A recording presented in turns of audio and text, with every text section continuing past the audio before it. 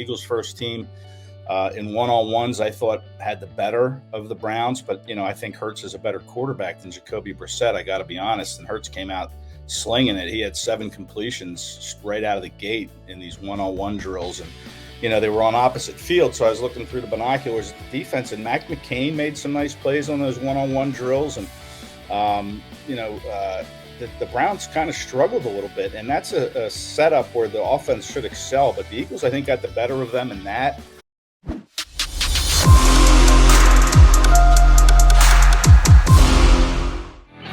We got Maga Max, John McMullen and Jody McDonald here with Gun Birch 365. But the between time for joint practices with the Cleveland Browns, one of the guys who was there yesterday to be able to give us some insight as to what went down between the Browns and the Eagles, and we'll be there again today from Berea, Ohio, lovely downtown Berea. It's Ed Kracz. Are you up, Kracz? Yeah, I'm up. It took me a day or two to figure out where, exactly where in Ohio I was. But, Berea, Ohio's right, is where the training camp is. I think I'm out in Middleburg. Cleveland Heights, aren't you? You're by the airport. Oh, yeah. Middleburg Heights. Okay. But, yeah. All is good. It's been 3 beautifully sunny days here in Cleveland. And I have to say, I haven't spent a lot of time in Cleveland, but it's a really nice city, very comfortable. Of course, it's only August. Wait until that lake effect snow comes rolling in, and it becomes a much different vibe. But I think it's a cool city. I'm enjoying it. Now, Rock and Roll Hall of Fame. A, did you go? And B, did you see Reuben Frank there? I did go to the Rock and Roll Hall of Fame, but I didn't see that music connoisseur Reuben Frank there. He's going to be there tonight. There's some band that's playing there at 8:00 tonight.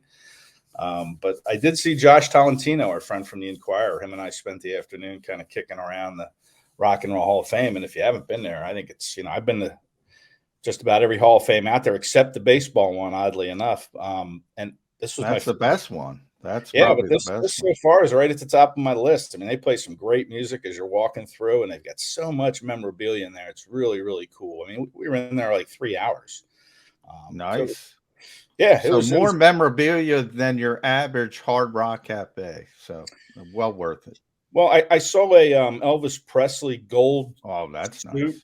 And I'm thinking, if I could get my hands on that, I would rock that week 1 in Detroit. But I don't think it's going to happen. It must have been an old one if it's going to fit you, Ed. Can't be an early Elvis one because I'd have to have some material added to that. Yeah, you got a couple pounds on you, Mr. Former Wrestler. All right, let's get to the business yesterday. Eagles and Browns put in about an hour and 40 minutes or so. It was registered for a joint practice. They had upwards of 2 hours. Didn't take quite all of it, but most of it. Different people that are reporting from the camp had different ways of seeing it. Eagles win or Eagles lose yesterday, Ed Kracz? Well, right now I'm calling it a preseason tie. We all love those preseason ties. I thought both teams honestly did some really good things, and the offenses look good both sides. The defenses didn't. We'll see what Nick Sirianni says. He talks to us later today. I don't know if he'll give a status report on who won or lost. But I thought it was, I thought both teams got some really good, solid work. The Eagles' first team in one-on-ones, I thought had the better of the Browns. But, I think Hurts is a better quarterback than Jacoby Brissett. I got to be honest. And Hurts came out slinging it. He had 7 completions right out of the gate in these one-on-one drills. And, they were on opposite fields. So I was looking through the binoculars at the defense, and Mac McCain made some nice plays on those one-on-one drills. And, the Browns kind of struggled a little bit. And that's a setup where the offense should excel. But the Eagles, I think, got the better of them in that. When they got together for the team portion, the 11-on-11 stuff, I think it was, pretty much both teams having their, doing some good things. The Browns did a lot of running, and with that running back group they have, Nick Chubb and Kareem Hunt, they ran the ball a lot more, and that's something the Eagles don't see a lot of in practices. Is the run, because the Eagles haven't run the ball a lot in practice. And so that was kind of a good thing for them to see, because the Browns did gash them on some run plays. But the Eagles did some nice things, in the run game. I thought Darius Slay made a really nice stop on Kareem Hunt on the edge, made a tackle for a loss. I thought Jordan Davis did some nice things in the run game, kind of opened up some lanes for the linebackers like Hassan Reddick to make some tackles. So, I think it was – I'm going to call it even, Jody. I'm going to call it right down the middle. I think it was a tie. Fair enough. Yeah, fair enough. 4-0-1 is better than 4-1. So maybe we can get to that. What is that Flyers record, Jody? 35 consecutive. Yes, back when way back when they were actually still happening in the National Hockey League. If they can get to 35 consecutive practices, I'll be happy. Hey, no. First things first, get to 21-0 like the Ravens. Yeah, Ravens preseason. That's a legitimate goal. It's only going to take 4 years to get there. I'm interested. I want to talk about the running game, but before I get to that, Ed, from both perspectives, Cleveland and Philadelphia, because it's interesting, the dichotomy to me. But I want to talk about the atmosphere first, because of what broke and what went down right before practice was about to begin, and that's the suspension locked in now of Deshaun Watson, 11 games, $5 million fine. What was it like to be on the ground with that sort of news breaking and pretty big deal as far as the NFL is concerned? Yeah, well, it was a circus atmosphere. There were 100 people jammed in underneath this tent on a patio off to the side of the field, one of the practice fields, and elbow to elbow in there. And they brought out Andrew Berry, of course, the owners, Jimmy and Dee Haslam spoke. Andrew Berry, the GM, and Deshaun Watson spoke. So it was a circus, and those Brown writers were scrambling. I was heading out to practice, and I looked around the corner into the media room, and they were there's no Browns writers. All the Browns writers, however many of them there are, half a dozen, maybe more. They're all in there, writing stories and listening to tape, and I'm thinking, my goodness, thank God the Eagles didn't take. At Deshaun Watson. But I will say this. I mean, they're using him in practice, and he's really good. I mean, he missed some open throws, but he didn't play all of last year.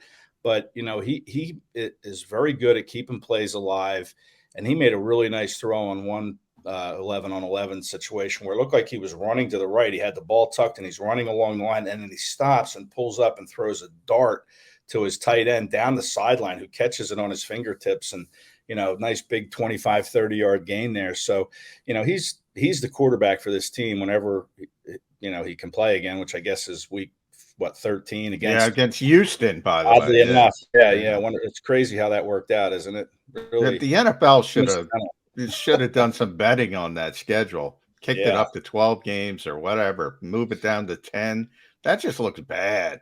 It looks great. What are you talking about? That's the best way to do it. I wouldn't be surprised if they were leaning toward 12 and said, "Oh no, let's make it 11." No, I'm not saying for interest, Jody. I'm saying for their critics, it looks kind of like they did it on purpose, and that's not a good thing, especially when you talk about. They don't sweat the critics. Well, I don't agree with that, because that's the way they acted, and all of a sudden they make that kind of mistake, and they look, and then you got the critics already out there. You give them more fodder, saying you're just doing it for that interest standpoint. But let's talk about the running game. This is why it interests me, Ed. Cleveland has a great offensive line right there with the Eagles. If they brought J.C. Tretter back, and I have no idea why they won't. Well, actually, I do, because he's the Players Association president. They would be right there with the Eagles as having maybe the best offensive line in football. They can run it with Nick Chubb and Kareem Hunt, as you mentioned, and they practice running. So Jody's of the belief that, and maybe he's right, this team's got the Eagles are going to come out flinging the ball all over the place week 1 in Detroit. They have the number 1 ranked running game coming off last year, and they don't practice the running game. Yeah, why do you think that they do not practice running the football? Is it because they know they can run it, and they've got a spring training motif of let's work on what we need to work on? Or do you think, like Jody, they're just going to come out slinging the football? Yeah, I'd go with answer B there. I think that's what they want to do, is they want to come out slinging the football, and that's what they tried to do last year. Remember? Yeah. They didn't really start running it. They didn't commit to the run till October. So Yeah, I mean, I don't see any reason why they don't want to try to sling it around. The only offensive piece they really added is, one of the best receivers in the game, A.J. Brown.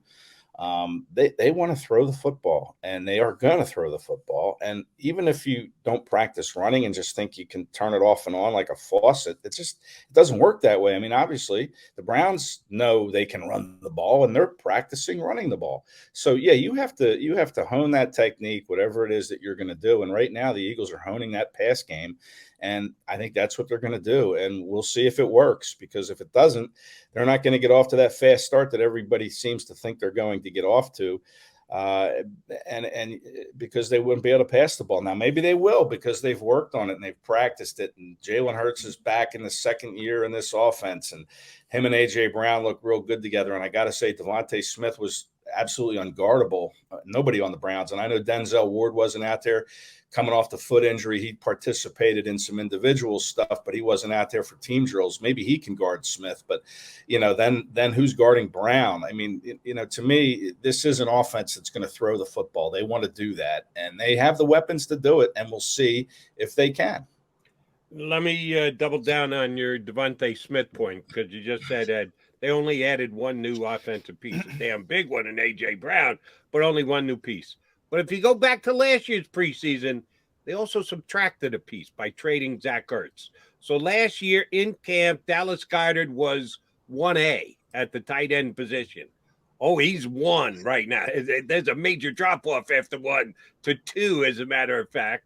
And John is with us every day reporting that Deshaun Watson is the third option in the offense. If the Eagles are going to go with a read 1, read 2, get the hell out of their offense, he might not get to Devonta Smith if he is the legitimate number 3 offense. He was 1 at the start of camp last year. When camp started, he was the man that Jalen Hurts was looking for more than anybody else.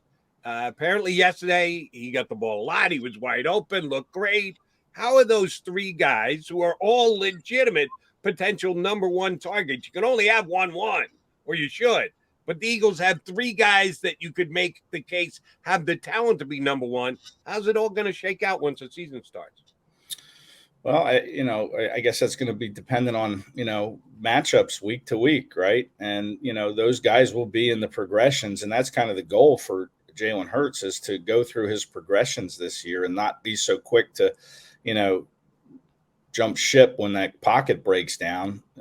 If his first receiver is not open, they want him to kind of stay in there and read his progression. So I think those 3 guys will be in the progressions. A running back, whoever you want to say, Sanders or Gainwell, will be in the progressions, maybe Boston Scott.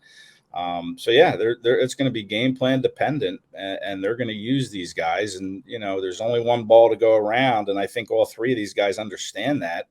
And if they're not getting the ball, I don't expect them to go public and say, you know what, they're not throwing me the ball enough. But who knows? If they're losing and A.J. Brown's only getting 3 targets a game, then maybe he complains. Or same with Devonta Smith. So, but Dallas Goedert's really good. He was another handful for the defense yesterday, I'll say. I mean, he made some nice catches, and even Jack Stoll made a couple nice catches down. Jack Stoll. What about my guy Noah Tungiai?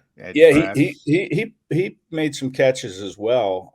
But Jack Stoll, to me, I think, is the number 2 tight end on this roster, and Noah Tungiai, if he's going to make it, it'll be as the 3rd guy. But yeah, he did okay. But I think they really like Jack Stoll, and I think Stoll has come along a long way.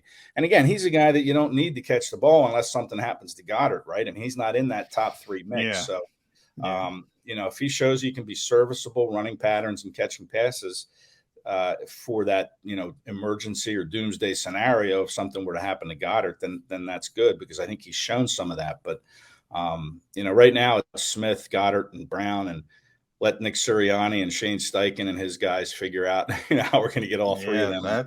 That's the issue. The positive of that is AJ being so close to Jalen Hurts off the field, and he comes from Tennessee, which was another. There aren't many of them, but we're talking about them all today with Cleveland, Philadelphia, and now Tennessee. Run first. And so he's kind of used to being in an offense that maybe he's not going to get as many targets as he should. And then you couple that with the relationship with Jalen Hurts. I don't think he's going to be a problem. But I think people forget towards the end of last season, not overtly, not in public, but on the field, you could see some frustration from Devonta Smith when he wasn't getting the football. And he thought he should have been getting the football. You remember the Giants game where he showed some obvious frustration. Just something to throw out there. But I think those three guys are just good guys, good players. They're not going to complain. Right. If you're winning games, I mean, that's everything. You got to win games. If they're winning games, they're going to be fine. If they're not winning games, then I think you start to see some frustration bubbling up. But with Devonta Smith's ability to run routes, and that's what everybody talks about. Oh, it's tremendous route runner. Yeah. And Dallas Goedert had a great quote yesterday about him. He said, the way he gives that shimmy at the line to get open, it's like you're guarding Casper the Ghost because all of a sudden you can't see him anymore. And that's kind of what you get with Smith. And he's open. I mean, they ran 3 straight slant plays to Smith in one team part of practice, and he caught all 3. And on the third one, there was such a wide separation from him and the linebacker that he just caught it and started turning. He ran up the center of the field. I mean, he would have turned that into a huge game. And that's another thing that's great about A.J. Brown, because as much as Nick Sirianni would talk about, and everybody moves around, everybody plays X, Z, slot, they got a real X receiver now that can stand on the line of scrimmage, and you can't press because he's going to beat you physically. And we saw it earlier in camp with James Bradbury and Devonta Smith. There aren't a lot of guys, but if you get guys like Bradbury who can get their hands on Devonta Smith, well, now you can play him at Z where he's off the line of scrimmage, so you can't press him. It just makes the Eagles better. A.J. Brown, that domino makes the Eagles offense so much better, just his presence. If I had to pick one of those receivers to go over 1,000 yards this year, I would pick Smith over Brown. Hope you're right, Eddie K. All right, since the Browns showed that they were going to run the football as much as they did yesterday, and will probably do so during the year as well, in comparison, the Eagle running game probably didn't look as good as the Browns. But of the Eagle running backs, without Miles Sanders being in the mix, who looked the best yesterday? Of the Eagles running backs, probably Boston Scott. And he didn't get a lot of play time because he's coming back from that concussion. They worked him in slowly, but he still has that quickness, in my opinion, to make him dangerous. And Kenny Gainwell, Kenny Gainwell actually caught a couple nice passes yesterday. We've seen him struggle, catching passes. Maybe focus has been an issue with him, and it was some of these drops he had in camp, but he caught 2 decent passes yesterday for small gains. They weren't coming out of the backfield or those quick swing passes. They were, out in the flat. One was on an out route. They lined him up on the outside. So, Gainwell's still going to get his fair share of reps. Sanders, it'd be nice to see him out there, but, he's got the hamstring injury. I don't think he'll practice today, or he probably won't even play on Sunday. But then hopefully he can get back and be ready to go for Miami. But, I would say Scott probably looked the quickest, when they handed the ball off. But they had some tough time running the ball yesterday. They didn't really do it a whole lot, to be honest. They were pretty much, an aerial attack on day one here in Cleveland. So, we'll see if they try to maybe run it a little bit more today. We'll see if the Eagles defense can kind of button up a little bit against the run, against this Browns running attack. Fletcher Cox said after the practice that, they did some things that we don't see that much, and they have a very unique way of running the ball and the pace to it. But they were going to watch the tape and see if they can figure out a way to get better at stopping that run. So it would be nice to see the Eagles run more. They led the league in rushing last year, like we talked about, and they just don't practice it. They want to throw. It's a little bit bizarre, but maybe it's like a pitcher in spring training working on what they need to work on. Yeah. Let's talk about the defense. So I know they were on the far field. It was interesting before practice, Jonathan Gannon spoke, and he kind of went down the safety position and pretty in depth, at least as much in depth as JG is going to give you in public. And if you rewind to Tuesday at the last practice here in South Philadelphia, That's the practice that Marcus Epps missed, and thankfully he was back. But it didn't look. It looked like they didn't know what to do. They were rolling in Josiah Scott and Reed Blankenship and Kayvon Wallace. What is going on with that safety position? Could you get a kind of feel for what JG Rick? Because he's, in public, he's like, oh, everybody's great, this, that. But it certainly seems like the Eagles don't know what they have. And he kind of contradicted himself with Jaquiski Tartt. He said he's got a role, but he's got to show up these next 2 weeks. Well, which one is it? Does he have a role, or is he fighting for his life on this team? Well, he has a role for the next 2 weeks, I guess. Beyond that, all bets are off. But it's a position that the Eagles just really haven't done much to address. They lost Rodney McLeod from back there. He was a good player, and they just haven't. I mean, Anthony Harris is, to me, an average safety. But I think they need help there. I wouldn't be surprised to see how he try to maybe make a trade. And Jalen Reagor, to me, I'm starting to wonder if he's going to be around by the time August ends. Yeah, we got to get to Jalen. So we'll get to that after the safeties. Yeah, I think he could be kind of in play here for maybe a trade for a safety. I don't know what kind of safety he's going to bring back. I've seen some people on Twitter say the Chuck Clark, I think his name is. Clark, baby. Not going anywhere. Yeah, but Jody, I'll say this to Jody real quick. What do I always say, Jody? These guys aren't under oath.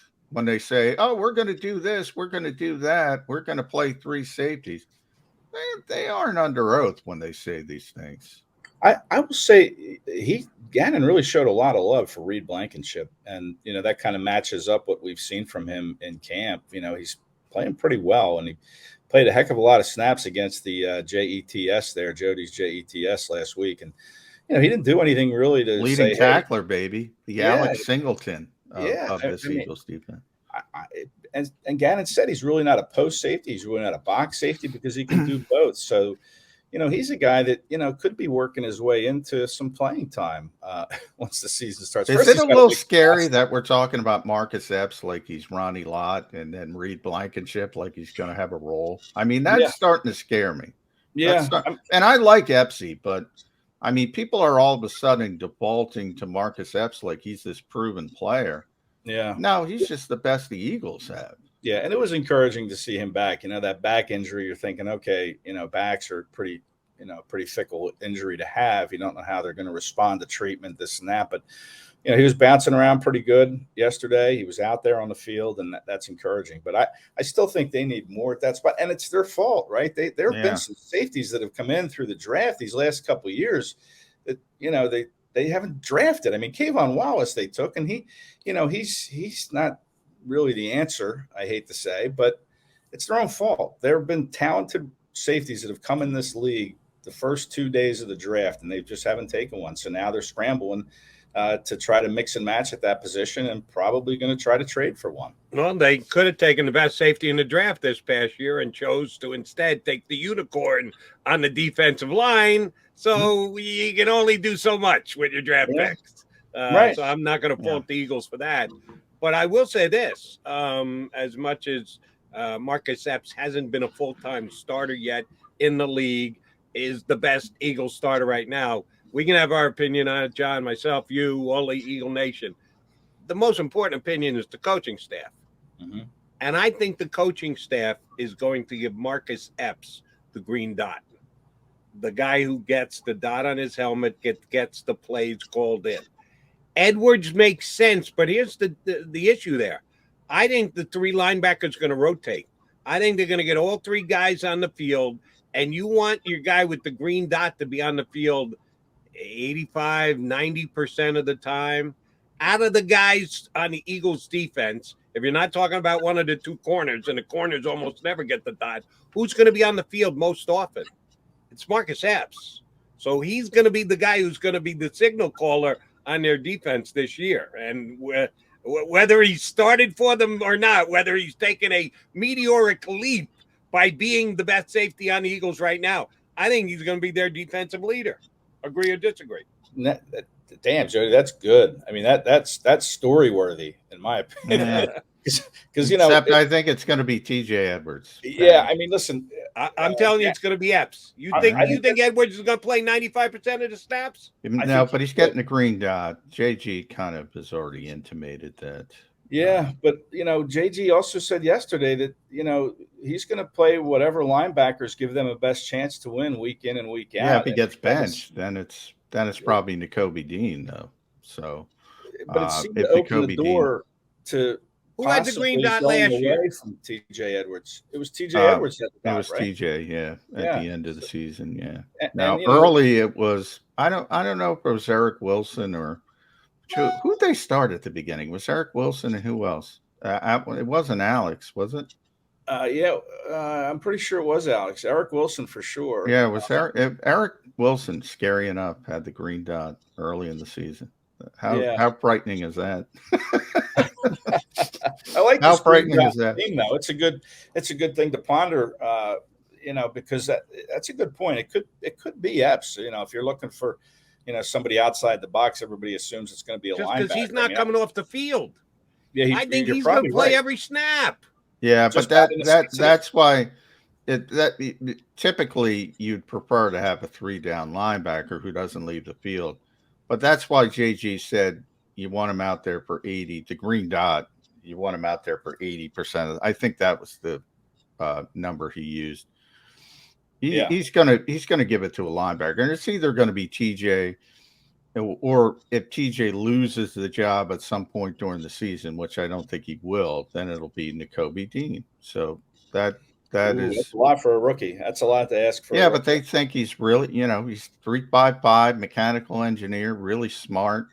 And by the way, I'm saying that would happen, more towards the second half of the season if TJ Edwards falters. So there's a lot of ifs there. One, I don't think TJ's going to falter because I think he's one of their best players. And two, Kobe's really smart and they think he can handle it. But yeah, he's going to go linebacker. He always goes linebacker. That's and then the Eagles are going to have to pay TJ if he doesn't falter and has the kind of year you think, John. Then they're going to have to pay him. Yeah, that's going to be an interesting conversation. Yeah, everybody talks about Hurts. Is he going to get the new deal? But they have other guys on. Yeah, they have other guys, and now before they get to that, though, they have to make decisions on Jalen Reagor, and they have to make decisions on Andre Dillard. Although the latter, I think Andre's going to be here, but there's a possibility if somebody blows the doors down and they offer a second-day pick, they could move him as well. But more Jalen Reagor, you're feeling how he's been pretty concrete that he wants something significant for Jalen Reagor. Is he going to come off that? Is he going to say at the very end, well, let's do the best we can and let's do a change of scenery deal? He very well might, if this safety position continues. I mean, they might try to get themselves another safety with Jalen Reagor. And I don't know who. Jody says no Chuck Clark, and, it's going to take more than that to get Jesse Bates out of Cincinnati. So, I'm not sure. I mean, I'm not sure where they would turn with that. But, I think Jalen Reagor's, hearing some rumblings that this could be, he may not be here by the end of the month, and that doesn't mean he's going to get released because I don't think he's getting released. It's going to be a trade. So all right, I'm intrigued. Ed Kracz is going down the road of Eagles trade failed wide receiver for safety for the second time in a month. We already saw that with J.J. Arcega-Whiteside with Hugo coming here. Who's going to be the next one coming in? I'm not sure the Eagles are going. It could even be a running back. I mean, they could even look. Yeah, or a tight end, backup tight end. Throw that in there as well. There's some spots that they could use some upgrades in, not just safety. I think keep that in mind. And Dillard, I don't think he's going anywhere because who's going to be the backup left tackle if something were to happen to Jordan Mailata? You have 17 game seasons now, and that extra week, you really got to start thinking about. Who your backups are. Are you good enough at backup? Because it's hard for a player to get through all 17 games. It's a grind. And who's your backup left tackle? I mean, Toth is still on the PUP list. do you really have confidence that he can? Yeah, step what's if you know Eddie? What's the deal with him? Is he's he still close? on tough. Is he not really even part of the mix here this year? What is his physical status, Todd? Yeah, well, I mean, he could be active by the end of training camp. I mean, he's out there, he's doing stuff, not practicing, but he's out there. He's always out there. Yeah, he's always. I mean, he tore his ACL week 18, same as Tyree Jackson. Both same injury, week 18. So 9 months from early January is early September, and they would be in theory cleared right at the beginning of the regular season. So maybe you keep them on PUP and give them an extra month, or I think that's probably the plan for both those guys. I think they're both going to, and so you can't count on Toth, can't count on Tyree either. I mean, he's out there. He was the first guy on the field yesterday. He was out there. Tyree looks great, but you got to let that thing heal. That's what all the doctors say. So a lot of times you look. I remember Landon Dickerson doing remember the cartwheel or whatever he did, the jump when he was back in college, and everybody's like, look at how great he is off a torn ACL. But you got to let that thing heal. Yeah. And that's the issue. So you need that 9-month time frame. Yeah. So I don't think that's why I don't think Dillard's going anywhere. Toast I don't think will be ready, Jody. So you have to keep that depth intact. And listen, there's always the trade deadline, right? That maybe we look to move him then if Toth's healthy and you feel confident enough that he can be our backup behind Jordan Mailata. Because I don't think LaRaven Clark, he was back at practice yesterday. LaRaven Clark, he had the hamstring issue. Who hasn't practiced? I don't know what they're going to do with Grant Calcaterra, man. This guy hasn't practiced since July 30th after the hamstring injury. And, he's a rookie. Is he going to be put on IR? Is he going to be, try to get him to the practice squad? Because he really hasn't shown much. I mean, that's another thing to keep an eye on is what happens to Calcaterra. And when he does return, that's really going to impact the tight end room. Jack Stoll, Noah Tungiai, who are you going to keep? I think they would go with Stoll, and maybe Noah Tungiai gets released again and picked up by somebody else. So Calcaterra is kind of the monkey wrench in the whole thing too. All right, Eddie, let's finish it here with a prediction from you. If we set the over-under at an hour and 40 minutes, because that's what they went yesterday, will today's second joint practice be over or under hour and 40 minutes? I was surprised when practice ended that. I thought they'd go 2 hours, so I'm going over. I think they go 2 hours bold. Today. That's bold. Going into kind of the off day Saturday before they play on Sunday. Yeah, I'm going to take the over and go a little bit longer. And I think I'm gonna go under just to be the contrarian. Ed Kracz at Kracz si.com/NFL/Eagles. Read Ed's daily coverage from out in beautiful Berea, Ohio. I'll say this to you, Ed, as you leave, and good luck at practice today. The Eagles will never see a better second-team quarterback. So pay attention to the Kayvon Wallaces of the world, because if they can show something against that second-team quarterback, maybe they start opening some eyes. So Mac McCain, you said, was good. Let's give some Mac McCain some love. Mac and Mac show. Watson hit some stuff over top of those safeties yesterday. That's a concern. Like John said, he can play a little bit. He's only got $229 more million guaranteed dollars coming his way because he lost less than $1 million by being suspended for 11 games yesterday. So, they've kind of invested in him, Cleveland has, and he might test some of the Eagle backup DBs out there today. Enjoy your 2 hours since you're willing to work it, Ed Kracz, and you go with the over. Maybe 2 hours and 10 minutes. They'll really make you work. We made you work. Thanks for doing that for us today here on Birds 365. My pleasure, guys. Have a good weekend. Thanks.